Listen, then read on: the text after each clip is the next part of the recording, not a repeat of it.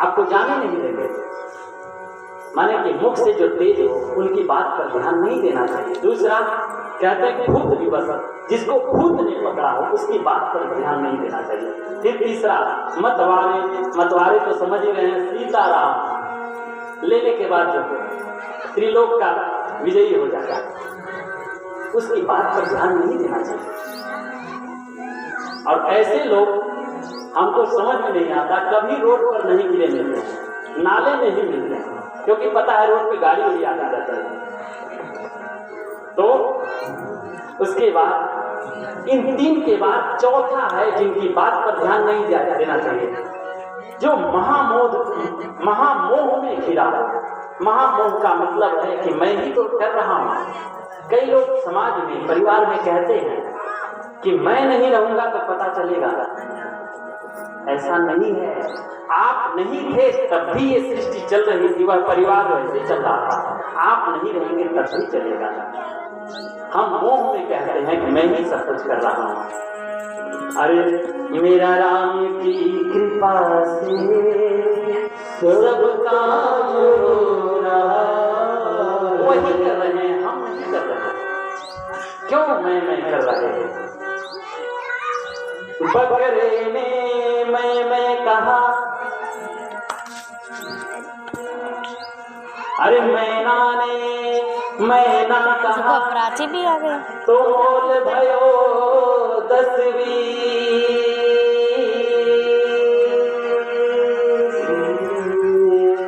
बकरे ने मैं कहा, कबीर कटायो मैं छोड़ दीजिए। बकरे की हालत हो गई, मैं कर रहा हूं, करने वाला कोई और है। और जानते हैं जब करता तो कोई और है, जब हम करता अपने आप को मानते हैं वही भूल होती है। हम करता नहीं, हम निमित्त है। यहाँ कहते हैं कि बाबा इन चारों में तो आप हैं, इसलिए आपकी बात पर तो हमें ध्यान देना ही पड़ेगा। आपने कहा कि सगुण निर्गुण कैसे सगुण हो गया? आप सगुण को और निर्गुण को दो जानती हैं। बाबा कहते हैं अरे सगुण ही अगुण ही नहीं कछु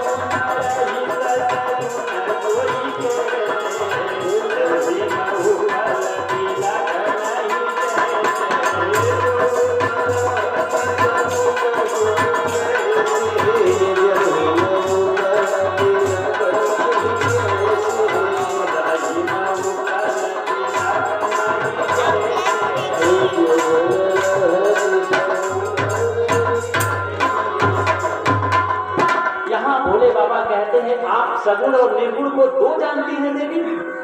सगुण और निर्गुण दो नहीं है। उदाहरण रखते हैं कि जिस प्रकार से जल गिलास में रखिए तो गिलास के आकार का, कटोरी में रख दीजिए तो कटोरी के आकार का, थाली में रख दीजिए तो थाली का आकार का। लेकिन उसी जल को यदि फ्रीजर में रख कर किसी गिलास में जमा दिया जाए और उसके बाद उसे किसी कड़ाही में पलटा जाए, अब वो आकार परिवर्तित करने वाला नहीं है, कोई आकार ले लिया। तत्व तो वही है, जल ही है, तत्व में परिवर्तन नहीं हुआ, तत्व तो एक ही है। जब जल था तो निर्गुण था, जब हमने बर्फ बना दिया अब सगुण हो गया। कहते हैं अरे अगुण जो अगुण है, त्रिगुणातीत है, अरूप जिसका कोई रूप नहीं है।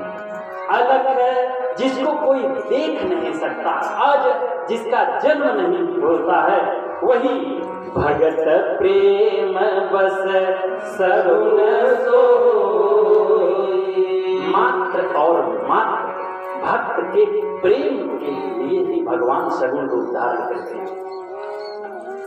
भगवान केवल और केवल भक्तों के प्रेम के लिए ही आते हैं। भक्त ने प्रेम से पुकारा कि प्रभु इस बार मत से बनिए, मछली बन गए हो। किसी भक्त ने आह्वान किया कि प्रभु इस बार कच्छप बन जाइए, कछुआ बन गए। कभी किसी ने कहा कि प्रभु इस बार थोड़ा मुरली बजाते हुए आ जाइए, आ गए। तो भक्त के प्रेम की रक्षा के लिए भगवान सगुण रूप धारण करते हैं। कहते कहते बाबा आगे बढ़ते हैं। प्रभु जिसकी कृपा अनंत है, वे जिस प्रकार से प्रभु को गाते हैं, मैं भी कोशिश करके उसी प्रकार से, जिस प्रकार से मैंने सुना हूं और जितनी मेरी मति गति है, कहते हैं भगवान वही हैं जो बिना पद के चलते हैं। अरे बिनु पद चलई सुनई बिनु काना कर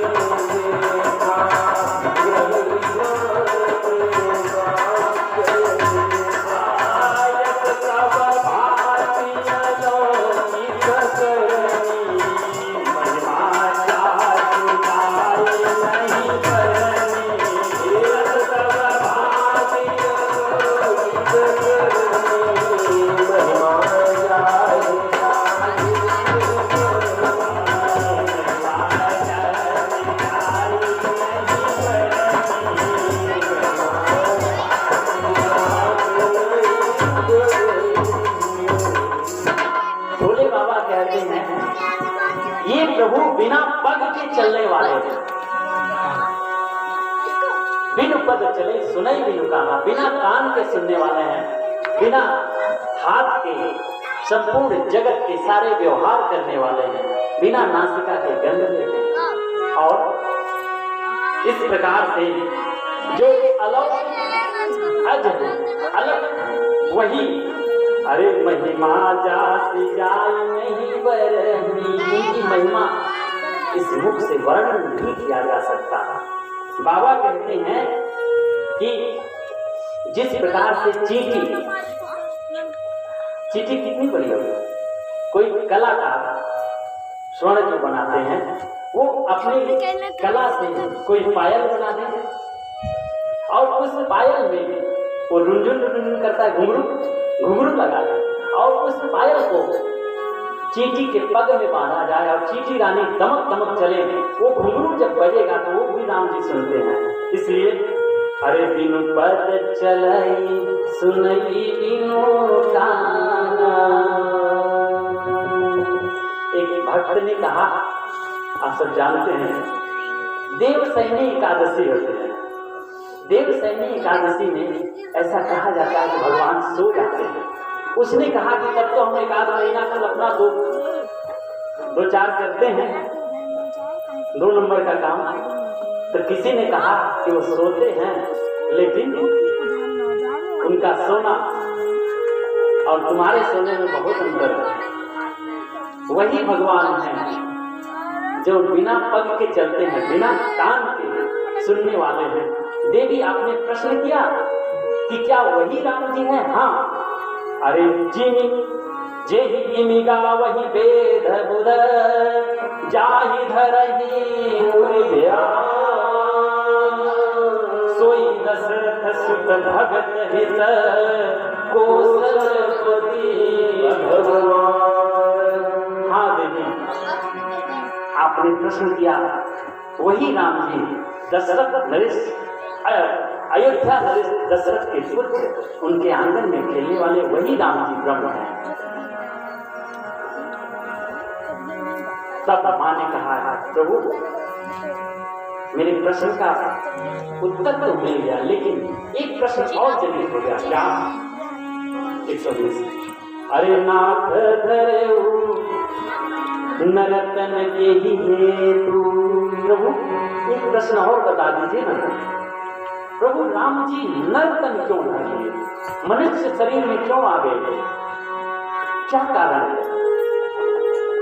प्रभु मोहि समझाई कहो इसके तू, मुझे यह बात समझा कर कहिए। अब राम जी कहते हैं, भोले बाबा कहते हैं कि देवी राम जी तो अतर्क हैं, जीव के तर्क से परे। राम अतर्क बुद्धिमान वाणी, मन से हम जीवों का जहां तक मन जाता है उससे परे राम जी हैं। हमारी बुद्धि उनको विचार नहीं कर सकती, मेरी वाणी हमारी वाणी उनको बोल नहीं सकती। मत हमारे ससुन हुसैनी। आपने पूछा कि प्रभु मनुष्य रूप में कब कब आते हैं, तो लीजिए जवाब। अरे जब जब होई, अरे जब जब होई धर्म के हाथ,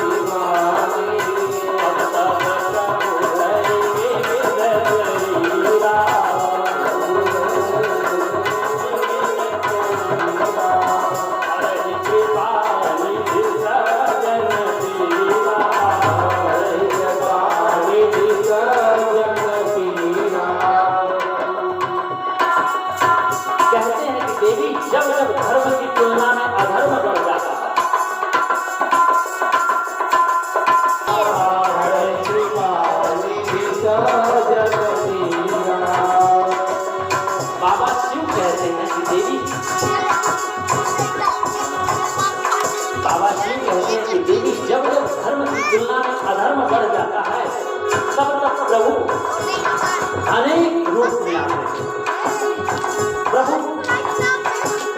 केवल और केवल 5 स्वरूप में आते हैं। यहाँ लिखा हुआ है तब तब प्रभु धरी विविध शरीरा। विविध कौन? 5 अवतार प्रभु, 5 प्रकार से। पहला अंशावतार, अंशावतार में भगवान इत्यादि। दूसरा आवेशावतार, भगवान परशुराम दत्ता थे, नारद जी, शंकादिक जी, ये आवेशावतार। तीसरा पूर्णावतार, ब्रह्मचरण में उत्तर प्रदेश के मुरादाबाद जिले में संबलपुर गांव में ब्राह्मण कन्या के गर्भ से भगवान कल की अवतार लेते, ये पूरा अवतार। उसके बाद कहते हैं कि महापुरुषावतार। महापुरुषावतार में जितने भी महापुरुष हैं, आदि शंकराचार्य, जितने भी भक्त हैं, जितने भी भगवान को प्रेम करने वाले हैं, सब महापुरुषावतार हैं। और 5वां विशिष्टावतार केवल एक नरसिंह। इन्हीं पांच स्वरूप में मुख्यतः भगवान आते हैं और आने के बाद सज्जन की पीड़ा का हरण करते हैं। ध्यान रखिएगा, भगवान किसी को मारने नहीं आते। लोग कहते हैं रावण का वध करने के लिए, बाली के वध के लिए, नहीं, भगवान किसी को मारने नहीं आए, वो सज्जन की पीड़ा का हरण करने आए।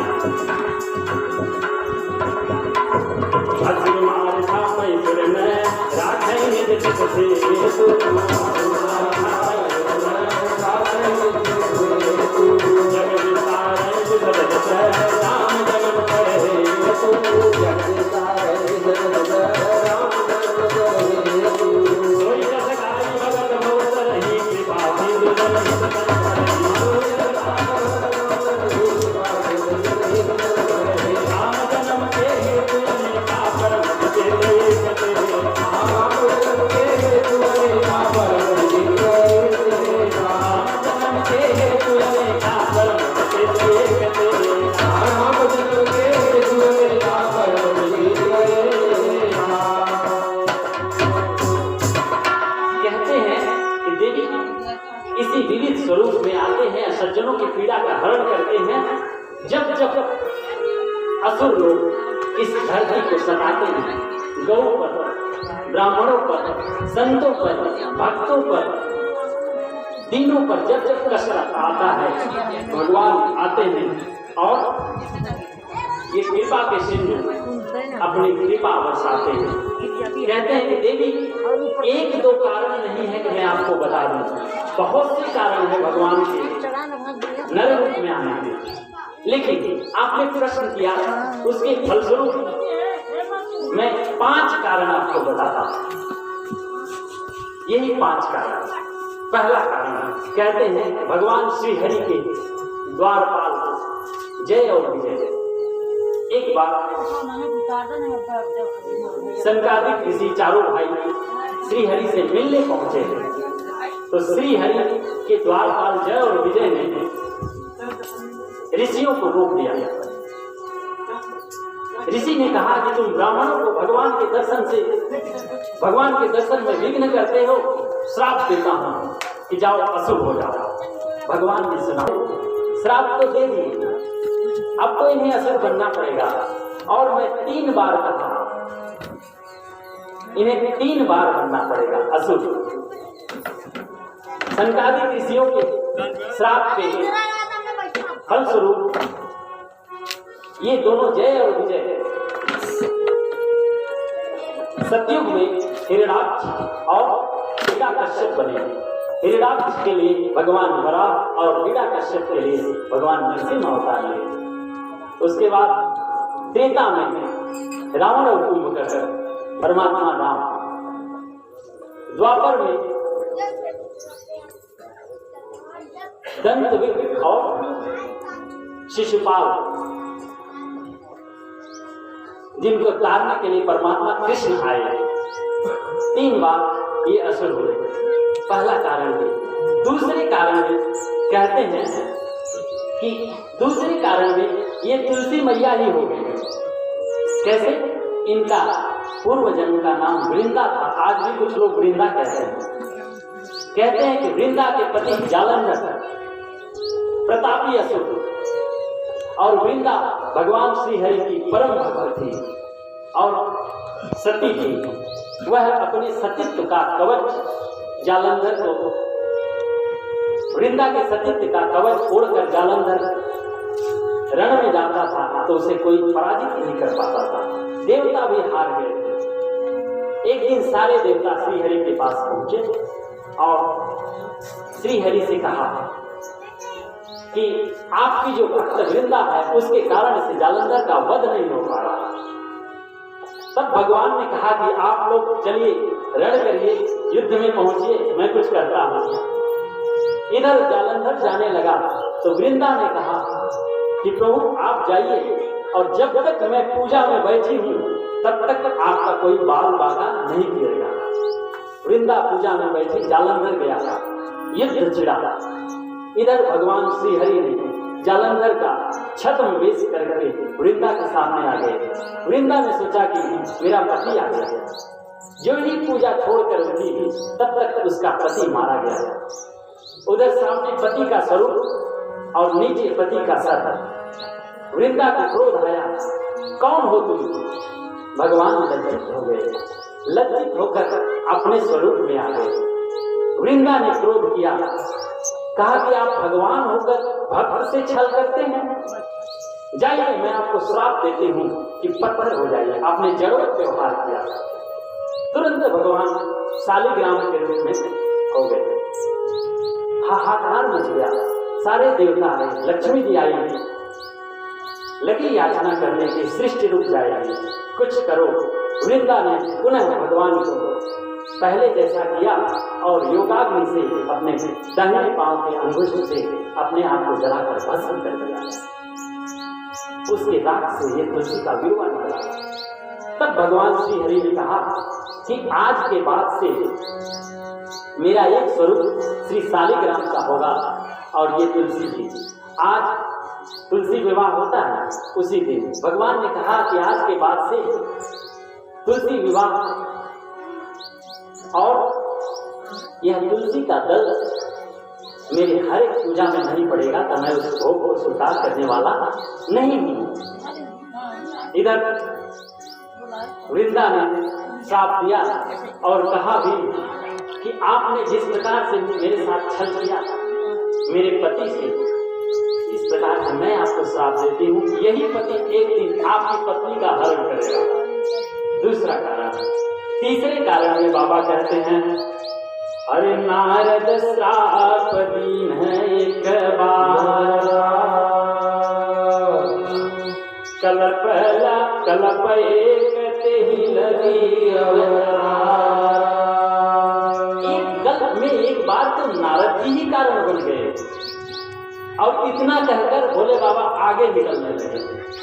माँ ने तो कहा कि प्रभु नारद जी मेरे गुरुवर हैं, ऐसा हो ही नहीं सकता कि मेरे गुरु से अपराध हुआ। यहाँ देखिए गुरु भक्ति कहते हैं, अरे कारण कवन श्राप गुरु जी से गलती नहीं हुई, जरूर भगवान ने कोई गलती की है। देवी कहते हैं, पार्वती कहते हैं कि गुरु जी माने नारद जी से गलती नहीं हो सकती। कहते हैं काय अपराध रमावती, क्या अपराध किया कि जो नारद को श्राप देना पड़ा। तब भगवान शिव ने कहा कि देवी मैं इस कारण को तो बताना नहीं चाहता था, संक्षेप में कहना चाहता था। मैं जानता था कि आपके गुरुदेव हैं नारद जी और आप अपने गुरु के बारे में कुछ बर्दाश्त करने वाली नहीं है, लेकिन आपने छेड़ दिया तो मैं इस कारण को थोड़ा विस्तार कर देता हूँ। भगवान ने विस्तार किया। कैसे? कहते हैं एक बार नारद जी विचरण कर रहे थे और आप तो जानते हैं कि नारद जी को दक्ष प्रजापति का श्राप था कि एक घड़ी से ज्यादा कहीं रुक नहीं सकते। जहाँ चलते थे नारायण नारायण करते करते एक बार कैलाश पर्वत के आसपास से गुजर रहे थे। कैलाश की वादियों को देखकर उनका मन पूजा करने को कहा, बैठ गए। यहाँ कहते हैं, अरे सुमिरत हरि श्राप गति बाली। जब भगवान को स्मरण किया उसी समय श्राप की गति बाधित हो गई। वैसे भी कहा गया है, जहाँ राम तह काम नहीं, जहाँ काम तह राम। जहाँ काम है वहाँ राम तो हो ही नहीं सकते। जहाँ खाली कामना ही है वहाँ राम नहीं, और लेकिन उल्टा जहाँ राम है वहाँ कामना भी नहीं। नारद जी जब स्मरण किए भगवान का तो तुरंत उनके सिर से वो श्राप हट गया और तुरंत समाधि लग गई। और समाधि लग गई तो क्षमा कीजिएगा, समाज में जो ऊंची कुर्सी पर बैठे होते हैं लोग, उन्हें कुर्सी का बड़ा मोह होता है। यही हुआ, इंद्र को संदेह हुआ कि नारद जी तो विरक्त महात्मा, ये तपस्या कर रहे हैं, कहीं ऐसा ना हो कि इंद्रासन मांग ले। तो भेजा कामदेव आया, अपनी कला दिखाया, पस्त हो गया। कामदेव परास्त हो गया। देखिए जो काम कामदेव के प्रभाव ने किया, जो काम कामदेव के प्रभाव ने नहीं कर पाया, वही काम कामदेव के प्रणाम ने कर दिया। झूठ मूठ कर गए कामदेव और नारद जी के चरण में बैठ गए कि प्रभु आप तो महान हैं, हम तो भोले बाबा को भी जगा लिए थे, आपको तो जगा भी नहीं पाए। झूठी प्रशंसा से नारद उठ खड़े थे। सुंदरकांड में सुरसा का जो जिक्र है ना, वो झूठी प्रशंसा है। प्रशंसा खाली आपको निगलने पर लगेगी और प्रशंसा में कुछ होता नहीं, खाली वाह होता है। वाह को उल्टा कर दीजिए, हवा सब हो गया। प्रशंसा में कुछ होता नहीं। यहाँ कहते हैं कि कामदेव के झूठे प्रणाम ने उस तपस्या को भंग कर दिया। नारद जी उठ खड़े हुए, देखिए तो कामदेव एक बात मैं आपसे निवेदन करूंगा। समाज में ऊंचाई पर जाना ये कोई बड़ी बात नहीं, लेकिन ऊंचाई पर बने रहना इसमें बड़ी बात होती है। बहुत तपस्या लगती है। क्यों?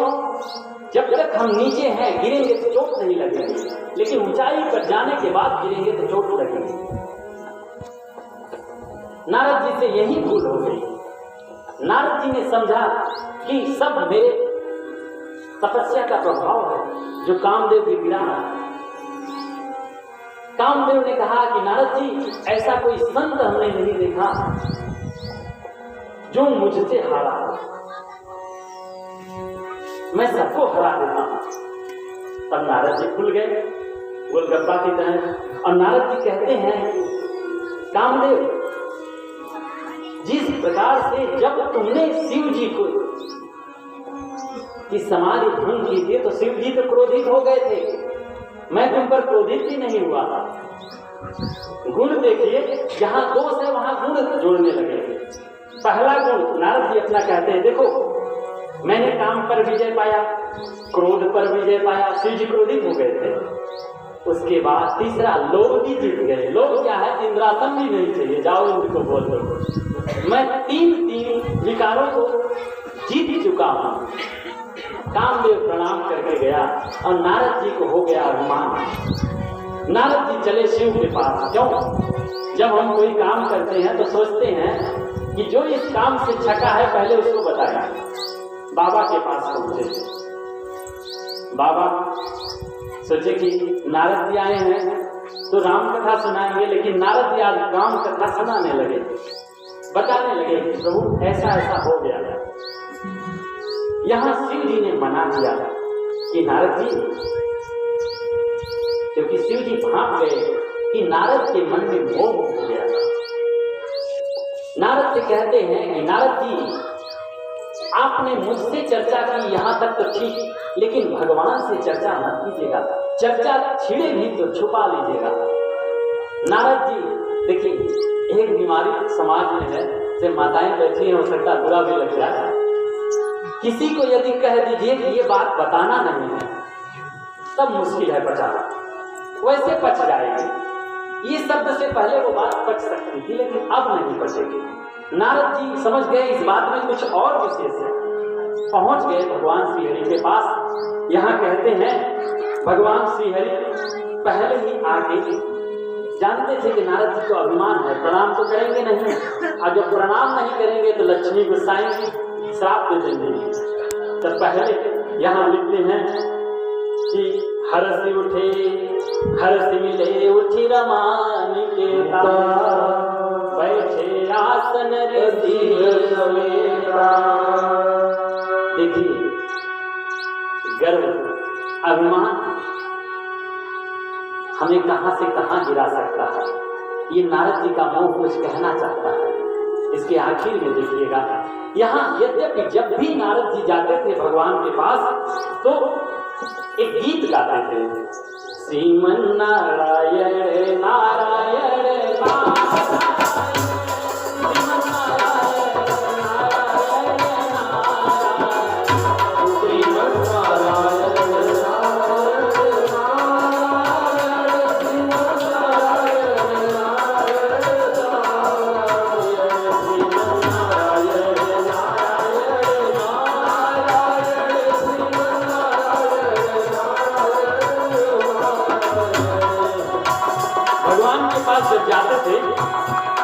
कहते थे, खाली नारायण नारायण, लेकिन आज नारायण नहीं निकला। यही भूल हो जाती है। हम भगवान को भजते रहते हैं, लेकिन यदि इनकी कृपा से कुछ मेरे पुरुषार्थ से थोड़ा सा अधिक काम बन गया, जो क्षमता मेरी नहीं थी, तो मुझे लगता है कि ये मेरा ही पुरुषार्थ है जो काम बन गया। ऐसा नहीं है। जब जब अपने पुरुषार्थ से अधिक काम बने तो इनकी कृपा समझिए। नारद जी को अभिमान हुआ और भगवान को प्रणाम भी नहीं किए। यहाँ तक तो ठीक उनसे पहले बैठ गया। अब सोच रहे हैं कि मन की बात कैसे निकले। तब भगवान ने खुद ही सोचा कि मैं ही उठा देता हूँ। पूछे कि नारद जी, आपने बहुत दिन पर मुझ पर दया की। कमेंट कर रहे हैं, लेकिन नारद जी को पता नहीं चल रहा। तब नारद जी सोचे कि मुझे मौका मिल गया, अब लगे बताने। अरे देखिए भगवान जी, ऐसा हो गया, ऐसा वैसा, कैलाश पर्वत से जा रहे थे, कामदेव को तुझे पा लिए। सब अपना अपना उड़ाने लगे। भगवान सोचे कि मेरा भक्त है, और जिस प्रकार से अमोला होता है, अमोला को उखाड़ना सरल है कि आम के वृक्ष को। अमोला को अभी अभिमान छोटा है, कल को यह अभिमान बड़े वृक्ष का रूप धर लेगा, तब उखाड़ना आसान नहीं होगा। तुरंत भगवान ने एक माया का नगर बनाया, नारद जी को विदा किया और एक नगर बनाया जिसके राजा शीलनिधि और उनकी कन्या विश्वमोहिनी, और उसी दिन स्वयंवर रखा। इधर नारद जब चले तो नारायण नारायण भूल गए। देखे कि भाई ये नगर कैसा है। तो किसी ने कहा कि आज शीलनिधि राजा की बिटिया विश्वमोहिनी का स्वयंवर है। नारद जी पहुंचे, देखो भाई बफर सिस्टम है कि नहीं। पहुंचे तो शीलनिधि ने बुलाया। शीलनिधि ने बुलाया कि भगवान मेरी बेटी का हाथ देखिए थोड़ा। शीलनिधि ने जब विश्वमोहिनी को बुलाया तो विश्वमोहिनी तो प्रभु की माया है। उस विश्वमोहिनी के हस्तरेखा बता रही थी कि जो इसका पति है, जिससे इसकी शादी होगी, वह विश्व विजेता है। लेकिन नारद जी पढ़ क्या लिए कि जिससे होगी, उसमें लिखा था जो है, ये पढ़ लिए जिससे होगी। लालच में आ गए, सोचे कि मैं ही क्यों न काम को विजय प्राप्त कर लिया हूं, क्रोध पर विजय प्राप्त कर लिया हूं, लोभ भी हमसे हार गया है, बचा क्या। अब यदि विश्वमोहिनी मिल जाए तो उधर क्षीर सागर में उनका डेरा, इधर हम भी उनसे कम नहीं रहे। अब सोचे कि इस मुख पे तो कन्या माला डालेगी नहीं। तब विचार किए कि ये विश्वमोहिनी है, वो विश्वमोहन है, क्यों न चल के एक दिन के लिए चेहरा उधार मांगे। अब आप ही बताइए कि विवाह में गाड़ी घोड़ा चप्पल जूता शर्ट पैंट उधार मिलता है, लेकिन चेहरा कभी उधार नहीं मिलता। यहाँ नारद जी कहते हैं, पहुंचे आपन रूप देहु प्रभु मोहि। भगवान के पास पहुंचे, अब बोले हे प्रभु कि ये बाला माने लड़की किस प्रकार मुझे मिल जाए। मेरे पास समय नहीं है कि जब तक करके हिष्ट-पुष्ट शरीर बना लूं, इसलिए एक दिन के लिए आपका चेहरा मिलेगा क्या। भगवान की माया तो थी। भगवान ने कहा कि नारद जी ये चेहरा क्या करेंगे। नारद जी ने कहा फिर विवाह करना था, ठीक है जाइए। लेकिन यहाँ संत महात्मा कहते हैं जब ये वाली संपत्ति जहाँ काम नहीं आती है तो वो भजन वाली संपत्ति वहाँ काम आ जाती है। यहाँ नारद जी के मुख से जब इतना भजन किए हैं, उस नाते एक दोहा निकल गया। माफ कीजिएगा, एक चौपाई निकल गई जिससे नारद जी का कल्याण हो गया, जो हम लोग मंगलाचरण में गाए थे। अरे जेहि विधि नाथ होई तोरा। नारद जी ने कहा कि जेहि विधि नाथ होई हित मोरा, अब करम उस वेग दास में तोरा।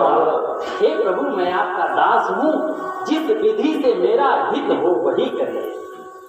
एक निवेदन मैं करूं, मंदिर में जाइए तो उनको भी बस यही लाइन सुनाइए। क्यों? हम जब मांगेंगे तो अपनी क्षमता से मांगेंगे, सबका अपना विचार है, सबकी अपनी क्षमता है, और देने वाला भी अपनी क्षमता से देगा। लेकिन जब हम यह कह देंगे कि प्रभु मुझे जेहि हो नाथ हित मोरा, मेरा हित जिस प्रकार से हो वो दीजिए, तो आपका हित जो आप मांग रहे संभव वह नहीं है। आप तो आज की परिस्थिति देखकर अपने स्वार्थ बस मांगते हैं, लेकिन भगवान को कल भी देख रहे हैं, आपका कल देख कर देंगे। तो हमको आपको भी यही बात बोलनी चाहिए। किसी महापुरुष के शरण में जाएं तो जेहि विधि होई नाथ, जेहि विधि नाथ होई तोरा। अब यहाँ भगवान कहते हैं कि नारद, अभी तक तो तुम गड़बड़ा रहे थे, लेकिन ये वाक्य बोल दिए तो चलो।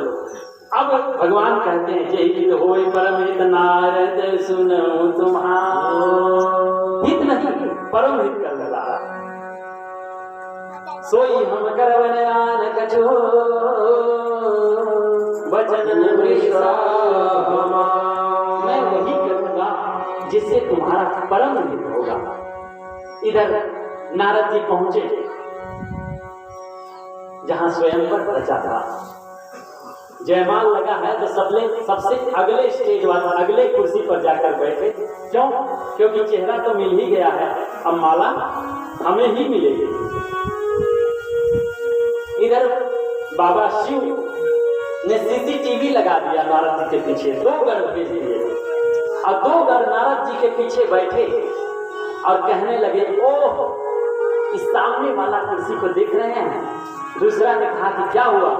बोले इतना सुंदर कोई नहीं है इस पूरे स्वयंवर में, सभा में जितने भी राजा महाराजा बैठे हैं, इसमें इतना सुंदर तो कोई नहीं। और विश्व मोहिनी आएगी तो आज माला तो पक्का है। इस सामने वाली 1 नंबर वाला कुर्सी, तब नारद जी और खुले जा रहे हैं, थोड़ा बढ़िया से बैठे जा रहे हैं। समय हो गया विश्व मोहिनी का, विश्व मोहिनी निकली जयमाल लेकर। इधर सामने में देखी तो भगवान ने नारद जी को बंदर बना दिया था।